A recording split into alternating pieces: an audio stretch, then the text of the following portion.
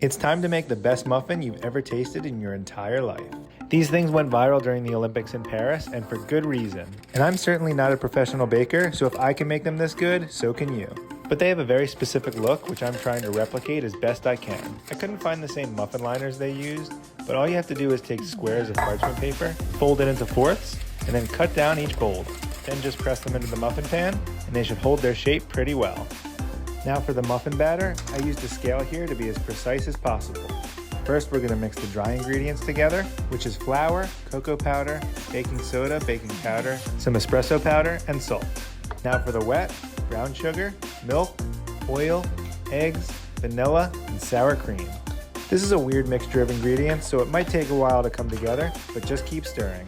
Now we're going to add our wet into our dry and mix everything together until it's completely homogeneous. Can't forget the chocolate chunks here, and this batter already looks delicious. An ice cream scoop is an easy way to get your batter into the liners, but somehow I still found a way to make a mess. And for me, this was enough for 12 large muffins.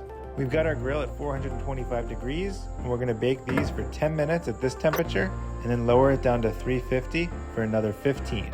Be sure to give it the old toothpick test to make sure they're all fully cooked.